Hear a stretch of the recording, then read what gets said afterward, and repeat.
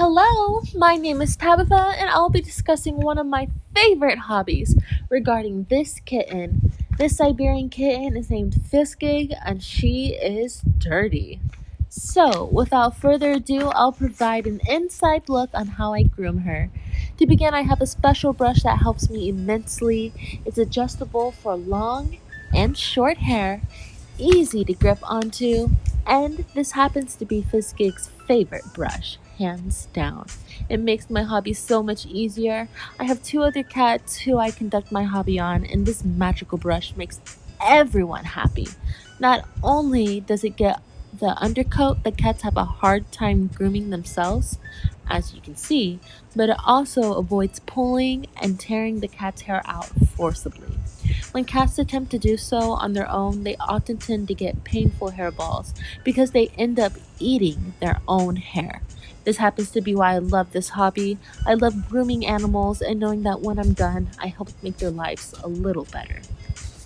So, to begin, I will brush all over her body, making sure that I miss not one spot. We just have a few strokes and we already collected quite a bit of hair, as you can see. So I'll continue in this manner, brushing her with long strokes until I see nothing left. Make sure that you get under their neck as well. You really don't want to miss any spots.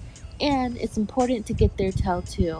Cats tend to be a little finicky about this, so the solution to that would be to do it while they're going about their own day.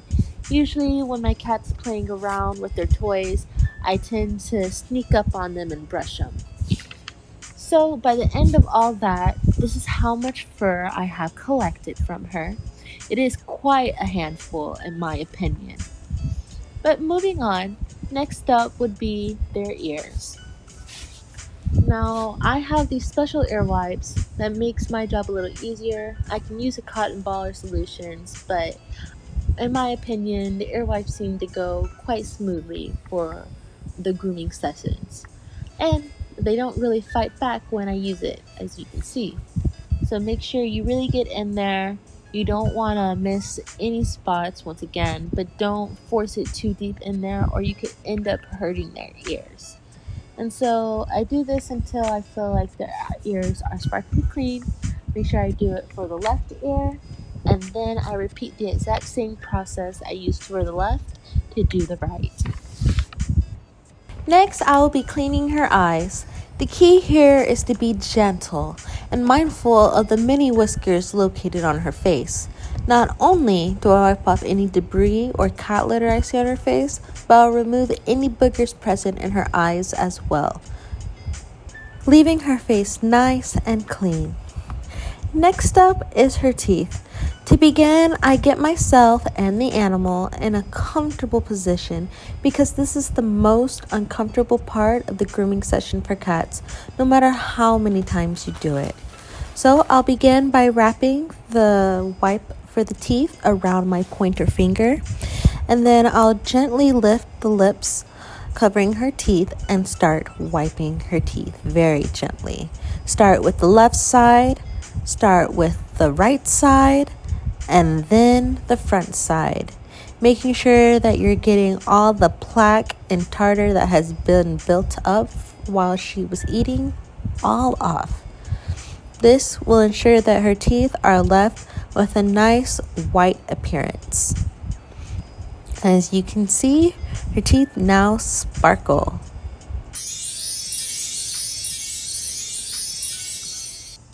Next up, it's time to clean her hiney.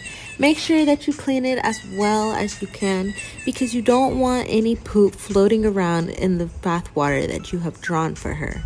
When you place her in nice and gently, and then give her a minute to process the situation that she has been put in. Now that she has processed what is about to happen to her, we begin by splashing water on her. You want to make sure that she is fully doused in water. Make sure that you're getting in her undercoat as well, her tail, her head. You want her to be completely soaked, or rather drenched in water.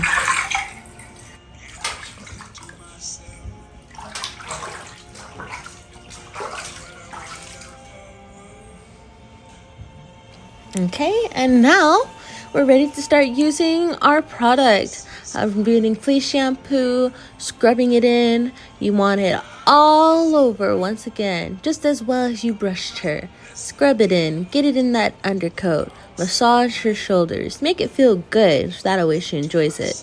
Apply more as needed and keep on scrubbing. Remember, it's important to get underneath her neck. And then finally, we'll be rinsing her off. Make sure that you get all of the soap off, otherwise it could end up irritating your skin, and that's not good. Be gentle when you're doing it for her head. You don't want to get any of the soap in her eyes. Make sure you get her tail and shake it in and squeeze it out, make sure you feel no soap left behind. It's also important to make sure you're getting underneath the stomach as well. They're sensitive there, so be careful. Same thing with her hiney. When she's done, go ahead and give her a little shake, give her a little drip, and set her out of the tub once you think that she's not going to make a big water mess from being drenched in the water. Her bath has finally ended.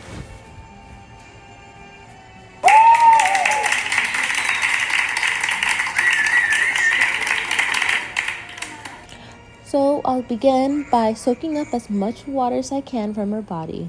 I have 3 towels prepared for this. The first one was the white one you saw. The next one is the blue one you see now. Rub her real good, making sure that I'm drying her fur as much as I can. I don't want the cat to get sick because she was left wet. That's how they can end up getting ammonia. And then when I'm drying her face, I make sure that it's being dried very gently, being mindful of her whiskers, and trying to give her a slight massage. That way she can find it a little more pleasant.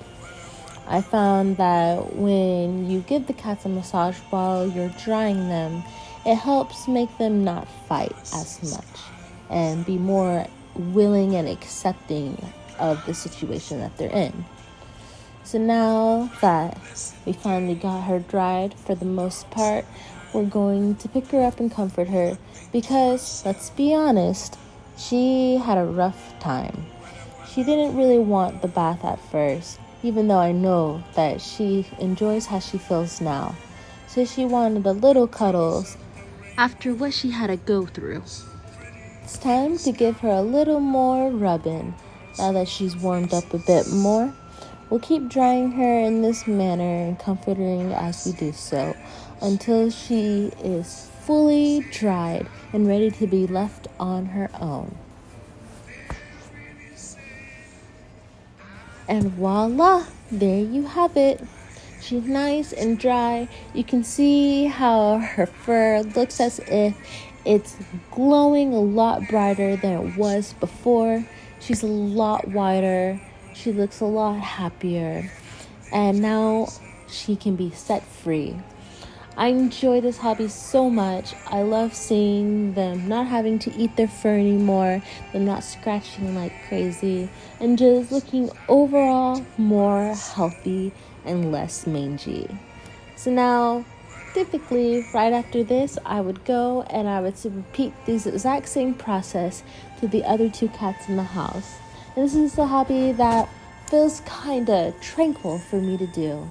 I just love taking care of animals so much.